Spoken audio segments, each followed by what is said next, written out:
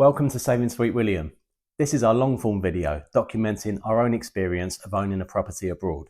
We're going to cover the buying process, show you what we spend on bills each month, the cost of groceries, and even talk to a financial expert about the options available to you to fund your very own property abroad. Please remember this is just our experience. Anything that you want to share is more than welcome in the comments below. It'd be great to hear from you. Let's jump in. Welcome back to our channel. Thanks for joining us. This week we're talking about whether we believe buying a property in an Ionian island is truly worth it. Renovating a house in the Greek islands can be a dream come true, but like any major project, it comes with both its ups and its downs. In this video we'll walk through the key benefits and challenges you need to consider before making the decision to renovate a property in the beautiful Ionian Islands. Let's start with one of the major pros, the affordable property prices. Compared to cities like London or Paris, buying and renovating a home in the Ionian Islands is surprisingly cost effective. Even though property values are slowly beginning to rise after years of deflating, you can still find great deals, especially if you're willing to take on a renovation project.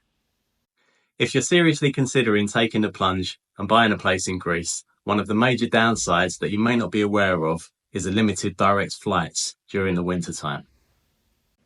During the off-season, there are no direct international flights to the Ionian Islands, which means travelling to your property can become more of a hassle. You'll often have to connect through Athens or other mainland cities. On the plus side, the cost of living in the Ionian Islands is much lower compared to many other European countries. Groceries, dining out and even utilities tend to be more affordable, allowing you to enjoy a relatively comfortable lifestyle without breaking the bank. However, if your dream home is located in a more remote part of the islands, be prepared for slightly higher renovation costs. Transporting materials to these harder to reach areas is expensive, and the availability of skilled labour can be limited, which can quickly inflate your budget. You need to make sure you've done your due diligence and asked around the local community to find materials and people you need to help to bring your dreams to life. If you're looking to do this as an investment, there's great potential for a high return. The Ionian Islands are a popular tourist destination, which means renting out your home during the high season can bring in substantial income. However, don't underestimate the local government bureaucracy. Securing permits and getting through the necessary paperwork can be a slow, frustrating process. Delays are quite common, and navigating this red tape often makes renovations more complex and more time-consuming than you may have expected. One of the greatest advantages of renovating a home in the Ionian Islands is the stunning natural beauty. Whether it's the crystal clear waters, the lush greenery, or the endless sunshine, you're always surrounded by breathtaking scenery. But this comes with a catch. The Ionian Islands are in a seismically active region, meaning earthquakes are a real concern, something that we'd never even considered until we took a walk around Zakynthos town with our lawyer, who explained the history of the island and how it's been affected by earthquakes in the past. Renovating a property here may require structural reinforcements to ensure your home can withstand tremors, which can add a significant cost to your project. Another benefit is the relaxed lifestyle. Life on the Ionian Islands moves at a slower, more peaceful pace, offering the perfect setting for those looking to escape the hustle and bustle of city life. Whether you're savouring a coffee at a local taverna or enjoying a quiet afternoon by the sea, the laid-back atmosphere is part of the island's charm. But this slower pace can also take some getting used to, especially during the off-season. Many businesses, shops and restaurants close in winter, making it harder to access services and supplies. If you're working on your renovation during this time, you might find it more challenging and isolating, but planning ahead and being aware of opening and working hours will help you to avoid any unforeseen issues. If you're considering renting out your property, the Ionian Islands have strong tourism appeal. The high season attracts thousands of visitors, making it easy to rent out your home to holiday makers, providing a steady stream of income. However, finding skilled labour can be tough during the busy summer months when contractors and tradespeople are in high demand and often working other jobs. Every spring you'll see a flurry of activity as property owners seek to counter the negative effects of winter and brighten their buildings up. Everybody on the island seems to be armed with at least one paintbrush. In the more remote areas, it can be even harder to secure reliable workers, which might slow down your renovation process even more. But you'll find almost all islands have a huge assortment of Facebook groups, where expats and locals alike help each other out with contact details of local tradespeople, so be sure to join the relevant groups as soon as you can. For me, one of the perks of living in the Ionian Islands is the access to all of the amazing, fresh, local cuisine. From olive oil to seafood, the Mediterranean diet is healthy, delicious, and sourced right from the surrounding land and sea. You'll enjoy meals that are as fresh as they come. That said, the coastal climate can present its own set of problems. The salty air, humidity, and occasional storms can cause wear and tear on your property, meaning that ongoing maintenance will be an absolute necessity. Keeping your home in good condition will require frequent repairs, but embrace the Greek way of life. Take lots of breaks and enjoy long, lazy lunches as much as you can. You'll learn to enjoy the work. We did. One of the most heartwarming aspects of living in the Ionian Islands is the caring nature of the wonderful Greek people. Known for their hospitality, the locals are always welcoming and often treat foreigners like family. It's easy to feel at home when your neighbours are so friendly. However, living on the islands also means dealing with limited healthcare facilities, especially on the smaller islands. While larger islands like Corfu have hospitals, smaller islands may only have basic clinics, making it necessary to travel to the mainland for specialised care or emergencies. Although the few times that we've had to use them, the medical facilities in Zakynthos have been very, very good. Also, most pharmacies speak excellent English and are able to offer plenty of help when you need it most. So as you can see, renovating a home in the Ionian Islands offers many incredible benefits, from the natural beauty and relaxed lifestyle to the potential for a great return on your investment. But there are also challenges to consider, such as high renovation costs, seasonal closures, and navigating local bureaucracy. Ultimately, it's about weighing these pros and cons and deciding if this journey is right for you. If you're prepared for the challenges, the Ionian Islands could be the perfect place to turn your dream home into a reality. We decided to commit to renovating a home on the gorgeous Greek island of Zakynthos, and we have absolutely no regrets. The many upsides that we've documented on our channel since we launched far outweigh any problems that we have run into along the way. We're really looking forward to many happy years working and playing in this incredible part of the world. And our heartfelt advice would be to not hesitate if you are considering following a similar path to us. If you've got any questions or suggestions, please do not hesitate to get in touch. We're far from experts, but learning a little more every day and are always happy to chat about anything and everything relating to Greece and renovations. Hey everyone! Today we're going to take you through the entire process of buying a house in Greece based on our own personal experiences of owning a property in Zakynthos. In 2023 we began a Greek island house renovation, and in this video we'll share what we've learned so far, offer some tips and walk you through each step from start to finish. Let's get into it. Let's begin with finding a house. The first step is, of course, finding the right house. There are lots of ways you can do this. You can start your search online. There are plenty of property websites out there. But we also found that Facebook groups can be a great way to find properties directly from the sellers. A lot of people prefer to sell privately to avoid the extra fees.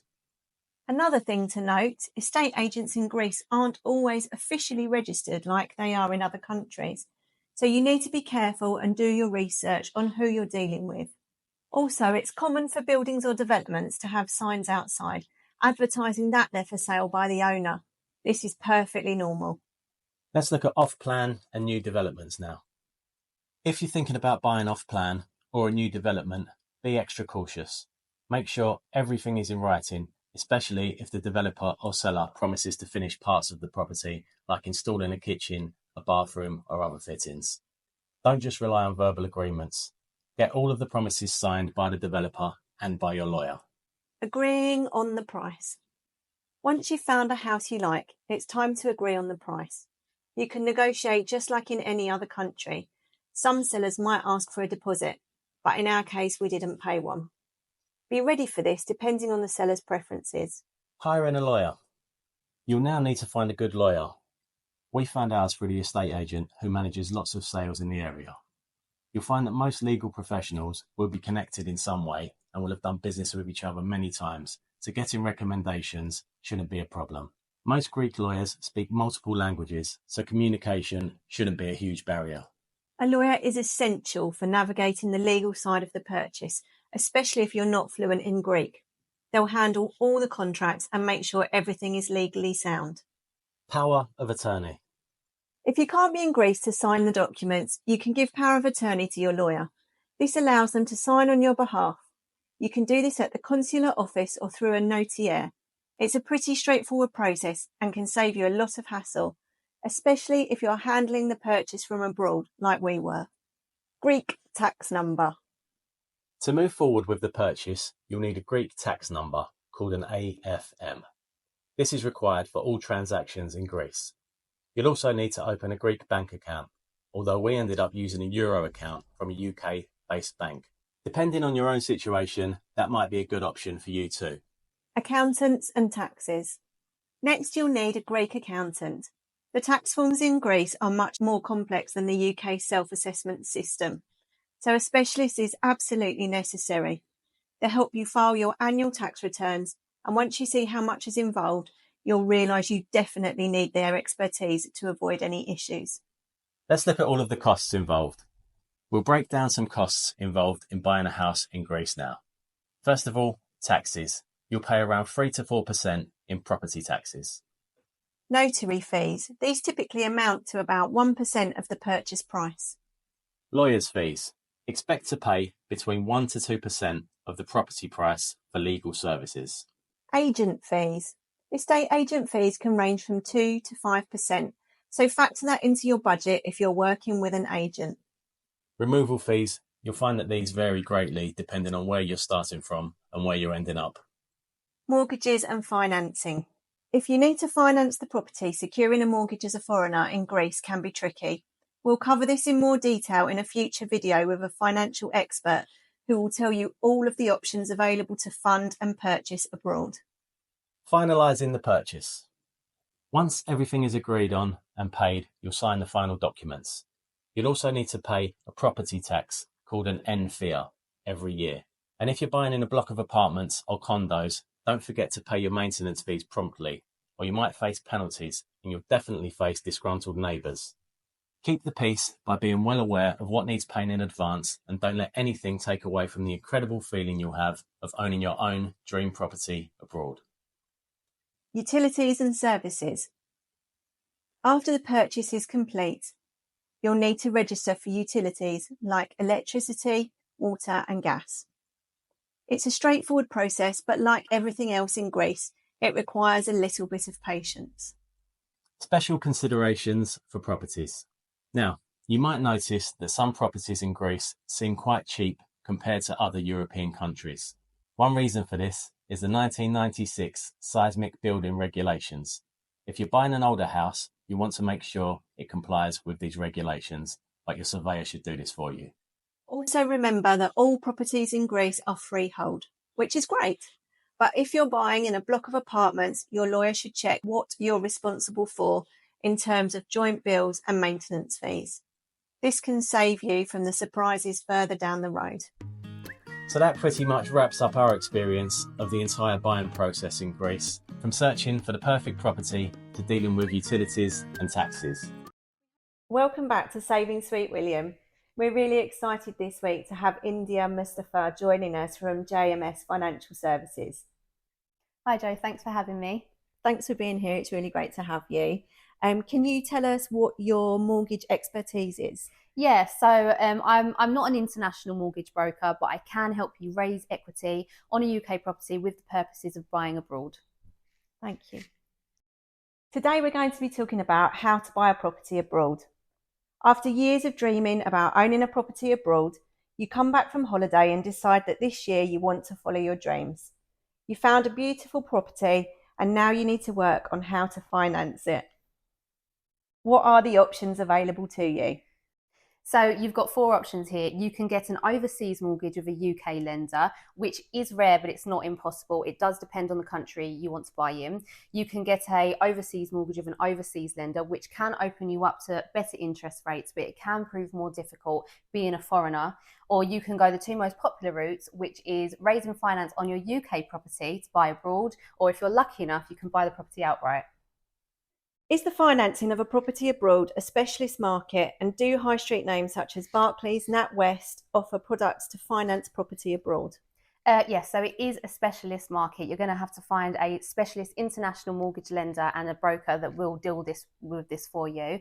The standard lenders that we know, they won't lend internationally because it's too risky. It's very complex. There's lots of different laws and regulations compared to the UK.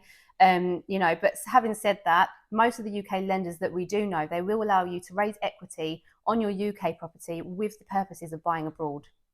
Other than a mortgage provider, what other specialist services may be required? Foreign exchange companies? Yes, so apart from a skilled and qualified mortgage broker, off the top of my head, you're going to need a foreign exchange company, translators, a estate agent that knows the local area, and a solicitor that's able to practice in that country and the UK and who knows the local laws of the area. Is it a requirement to have a bank account in the country that you're thinking of buying a property in? It's always a good idea to have a bank account in a country you own a property in, and depending on the country, it could be law. Thank you. How difficult is it to acquire a mortgage from a foreign bank, and what is the most common route for people who need to borrow money to buy abroad?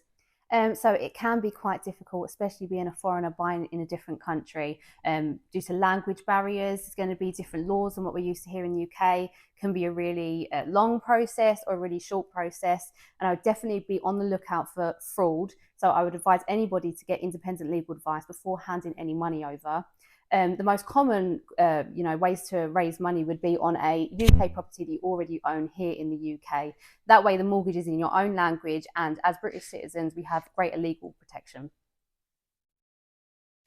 Are buy-to-let mortgages common when buying abroad? Yeah, so it depends on the country again, and if you are going to be renting a property out abroad, you need to make sure that the law allows it and that you have any, licenses that they require for you to have. If a buy-to-let mortgage is required, is affordability calculated based on current income, or is income from renting a property taken into account? So as far as I'm aware, it's not like a UK buy-to-let where the loan amount is based off of the rental income. In most circumstances, it's going to be based off of affordability. So that's your earned income and your pension income against things like credit commitments and background debt. If you're buying a house that you would like to use for just a few weeks a year and the rest of the time you're thinking of renting it out, what type of mortgage would you need for this? So in the UK, any mortgage that you're going to be renting out is classed as a buy-to-let mortgage. Say, for instance, you're raising on your UK property, then you would tell the lender that it's for an international buy-to-let. And depending on the country that you're buying in, it does depend on their laws. Okay. If you're considering releasing equity from your home in the UK, is there a minimum or maximum value required? Yeah, so in the UK, there's always going to be a maximum loan to value, which means that there's a maximum amount that you can borrow, which is based on a lot of things, the property value, the loan amount that you already have on the property, together with your current circumstances and affordability criteria, stuff like that. Cool. Are there any age limits on equity release? So if you're talking about a specific equity release mortgage, that's for 55 and overs. But if you're talking about releasing equity on your property, as in a buy-to-let or a further advance, for an example, then there are age limits. You can go to a maximum of 70. Some lenders do 75, some 80, but it does depend on lender criteria and your affordability circumstances. Okay. If you're buying a property with cash, what taxes will you be liable for in the UK? Okay, so if you live in the UK, you pay tax in the UK. then you have to tell HMRC about any rental income that you receive, that including from properties abroad. You'll be taxed on it the same way as you're taxed on a UK buy-to-let, and you can use the exchange rate of when the rent was paid to you. If you're domiciled outside of the UK and you're not normally resident inside the UK, then you might be able to get the tax charge on a remittance basis, which means that you only pay tax on income received in the UK. But that's a very specialist and complex area, and I'm not a tax advisor, so please do seek professional tax advice on this one. Thank you. If a British citizen is buying in the EU, will they be able to make a case to extend the amount of time they can spend in the EU from the 90-day to 180-day rule? As far as I'm aware, unfortunately, no, and I haven't heard of any plans of this to be extended anytime soon. Okay. Can you borrow more than the value of the property for building works and extensions? So, like I said, there is a maximum loan to value, especially in the UK. You can't borrow more than what the property is worth. But if you are talking about you having enough equity in your property to pull out to buy the property abroad outright, along with doing some building works, then it does depend on the lender's criteria, your circumstances, affordability. So it could be possible. Thank you ever so much for joining us, India. It's been really great having you. Thanks for having me. And we're hoping that in the future we'll be able to have you back again. If anybody would like to speak to India or contact JMS Financial Services for advice, please see their details now on the screen. Kalimera, everybody. Hey, hi, how are you doing? So this video is designed to show you how much it costs us to live for the day and therefore for the week in Greece. So we're going to go and buy breakfast, lunch and dinner at two of our local supermarkets. One is the Lidl, which is literally behind us. Yeah. The other one, can you remember the name of it? Yeah, Piperist. Yeah, it's part of, it's a butcher that's in OK Supermarket. There's a couple of them on the island and they're really nice, aren't they? Yeah, they are really nice. So really what good meat. Yeah, absolutely. What we tend to do is buy lots of our fruits and vegetables and groceries in the Lidl because they get really nice stuff, don't they? It's seasonal, isn't it? So you get the top quality stuff that's in season at the time. Yes, there'll be like lots of peaches, lots of cucumbers, whatever's in season at the time, lots of tomatoes, and the quality of it is really good. And we like getting the meat to put on the barbecue from the butcher, which we're going to show you soon. So yeah, we're going to go and do that. We've got some got shopping bags. We do. You might recognise the logo, which we're really happy with, so we're going to go fill them up and show you just how much it costs us. This is our journey to Lidl. Let's go.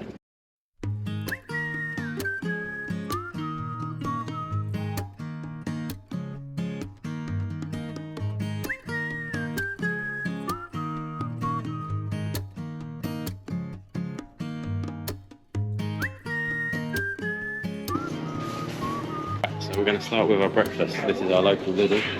Nice bakery section. You want to grab some croissants?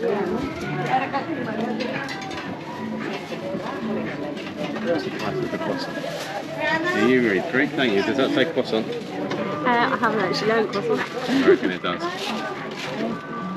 But yeah, hazelnut hazelnut. croissant. Yeah, thought that's good. It's in English. Okay, can we grab two of those?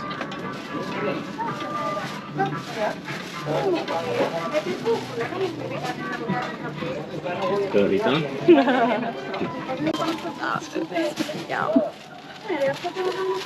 That's a cheap breakfast, isn't it? Because the lovely lady that we rent the scooter from She has made us peach jam. we've got peach jam to enjoy at home. But yeah, this bakery section's pretty good. Like every Lidl, it's huge. Breads, sourdoughs, garlic breads even. We're not actually buying coffee today because we've got some at home, but these are the kind of prices you can expect. Massive tub of Nescafe there for £5. Well, an even bigger one there for 25. It's crazy. But yeah, big selection. Always they have everything. coffee pods here. That's the price for coffee pods. Filter coffees. Yeah, massive selection. So this is the Greek yogurt section, something that we eat quite a lot of. And they've got a massive selection. This is our favourite one. This is the one that we choose the most. So this one's 2% fat, so you get a little bit of the flavour from full fat, but without all of the calories. They've got the full fat options, which are delicious too. But yeah, the 2% one works for us, doesn't it? Yeah. And that is that a kilo? Yeah, Yes. 1 kg for £3.95. And that makes up a big part of our breakfast most days, doesn't it? Yeah, quite often have that with a banana. Cool. Calamera. This is a beautiful breakfast that Joe's prepared in our brand new coffee cups and with a beautiful peach jam that the guys at Golden Mile gave us yesterday, and we're really looking forward to eating. Lunch We're now. going to do a traditional Greek salad for lunch. So here we are, cheese, we need some feta. And there's a massive selection. You can even get 2 kgs there. It looks like it's, there you go, 2 kgs for 10.80 basically, which is crazy. But we don't need that, so we're only here for a couple of days, so what else will we get? Just a little one for us. Probably still too. $2.99 400 grams. $2.89 400 grams. One of those? Yeah, sure. I'm just going to go with this. It's still pretty big. It is. I know, that's my looking at hand. the one down there. Huh? I was looking at the one down there. Oh, let's see the two for. $2.59, yeah. I don't know. Go with $2.59. Why not? That's the same size. So all of that for $2.59. So this is an essential ingredient, right? Yes. And a nice firm one. I'm pretty sure that side means product of Greece. Imagine it does.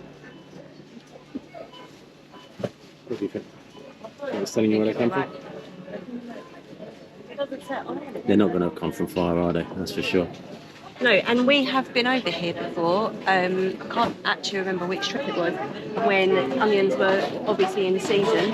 Yeah. And you see the local people and young children literally carrying sacks of onions around to sell on the backs of vans. Okay, so these Yes, are what we like to have in a Greek salad, aren't they? they are. We like these. Yeah, these are nice. You get both on the island, don't you? Some places do them with these green ones, which is also really nice. Yeah. Slightly more bitter. Yeah. But we quite like these. Yeah, they're less harsh, aren't they? Are we going to get enough for dinner as well? Can do. Yeah, because we're going to want some salad for dinner as well, aren't we? Yeah.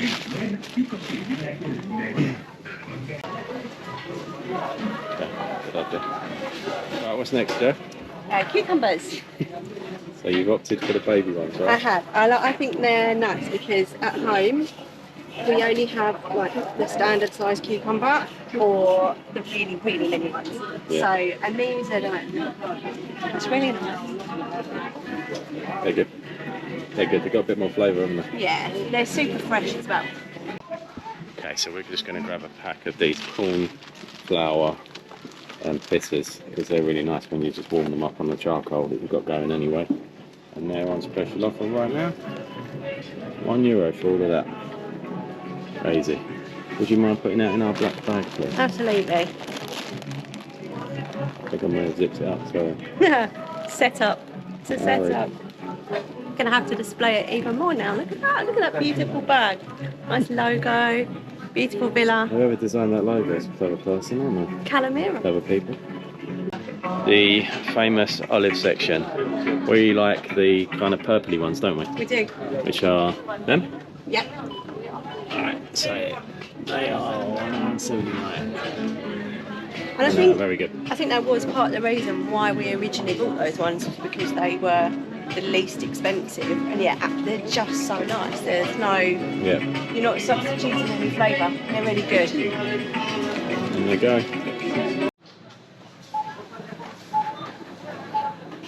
Ready to pay? Here we go.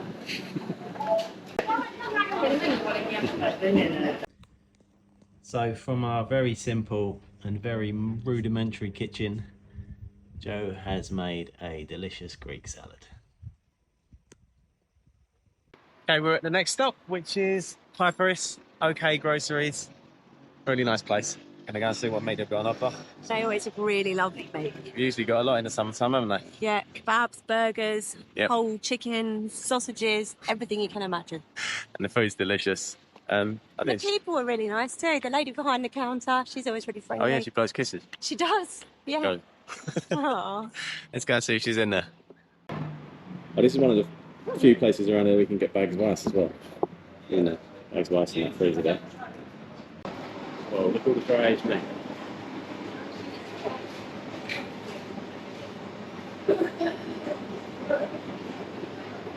Covered in steaks, ribeyes.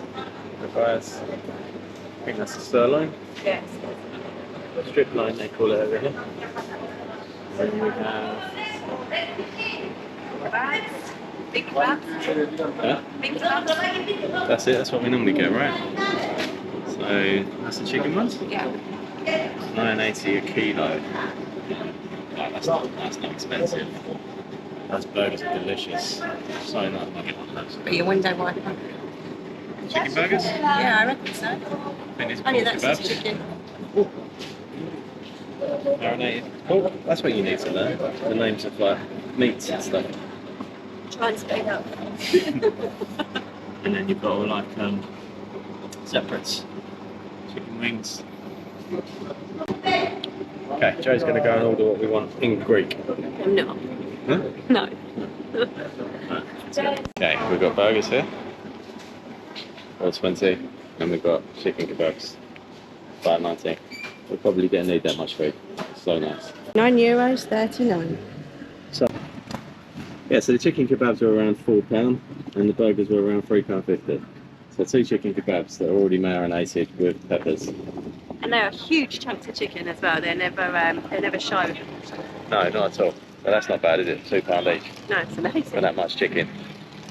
So what we'll do is we'll cook it later and show you what it looks like. We'll charcoaled up, but they are. They're very good. Chef's kiss. Okay. So on this shop we didn't need it, but if we added in coffee, milk and water for the week, it would probably come to around €17. So if we take our average daily shop, which is around €25 for some really high quality produce, and we add in the coffee, milk and water, it's going to come to around €192. Let's say we added in a couple of bottles of good local wine. That's really cheap. We could easily get by on a total weekly budget of around €200 for both of us. Breaks down to €100 each, works out to around €14 per day for delicious food, all locally sourced. Hope you've enjoyed learning about how much things actually cost on the island and how much it costs us to live and survive whilst doing our Greek island house renovation. Welcome back to Saving Sweet William, where this week we'll be asking what is the cost of living in Greece, and we're going to be providing answers on what it costs us to live here. Today we'll guide you through everything from property taxes to utility costs. So whether you're planning a Greek island house renovation like us, or just curious about prices in Greece, stick around for the full breakdown. Let's start with the Enfia property tax. This is an annual tax applied to all property owners in Greece and is calculated based on the property's size, location and other factors like age and floor levels. If your property is worth over €400,000, there's a supplementary tax that increased the overall cost.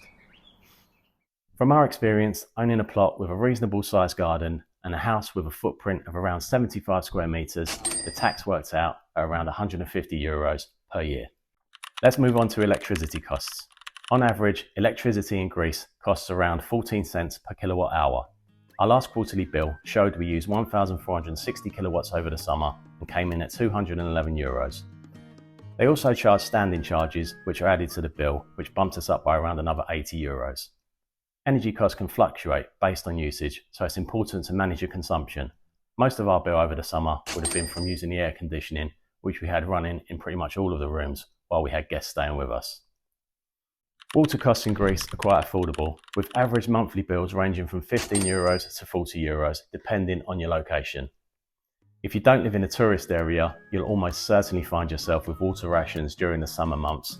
If you find yourself running out of water during this time, which you may well do, You can have the tanks filled by a mobile water truck for around €60. And for those of you using a septic tank, expect to pay around €100 to have it emptied, usually once or twice per year. Now, having gas on a main supply is fairly rare unless you live in an urban area, so the chances are you will need to buy bottled gas to cook with, which will cost around €20 for a 10 kg bottle. Now, these can easily be refilled at some hardware stores and petrol stations. For those using logs to heat your house during the winter, a pallet of wood costs around €100, and this will typically last you all of the winter, depending on your usage. So rubbish collection is a big talking point where we are in Zakynthos. A lot of residents have their own systems in place to clear excess waste, and rubbish collection costs can vary depending on your arrangements and who you know. Currently, we opt to use the government provided green bins, which are emptied periodically, and if you move here, you'll find that waste disposal is a really big talking point in Greece. When it comes to fuel prices, as of October 2024, petrol costs around €1.80 per litre and diesel is around €1.50 per litre. These prices obviously fluctuate, but they're still relatively manageable. Now, we still have UK mobile phones, so we have no direct experience of this, but for mobile phone contracts, expect to pay anywhere between €15 and €40 per month, depending on your data usage and the call plan you choose. The main providers in Greece are Cosmote, Vodafone and Nova, with Cosmote generally offering the widest coverage, although there are still black spots, especially in remote areas. Finally, let's talk about the internet. Now, standard landline internet costs around €25 to €40 per month, but for those in more remote areas, Starlink internet is an option. Standard Starlink is currently priced around €40 per month, while the Starlink Mini, a fully portable package, costs around €90 per month, providing high-speed satellite internet where regular broadband is unavailable. Now, bear in mind, all of this is just our experience. If you have any experience you want to add, please drop it in the comments below. I'm sure it'll be really useful for other people who are thinking about moving to Greece, and it's always great to hear from you guys. But there you have it, your complete guide to what it costs us to live in Greece, from property taxes to internet costs. We've covered the key expenses that you're going to face. Overall, we've found that living in Greece is much cheaper than living in the UK, especially when it comes to everyday costs like utilities and fuel. If you're interested in learning more, be sure to check out our previous video by clicking here. This is about the cost of food in Greece and how much we spend. We're going to dive into grocery prices and show what we typically spend on groceries in Greece. You might also want to explore our playlist about owning property abroad that covers all of the expenses involved in living in Greece. But for now, thank you for watching, and don't forget to subscribe to Saving Sweet William for more insights on living and renovating in Greece. Thanks for watching, hope to see you soon.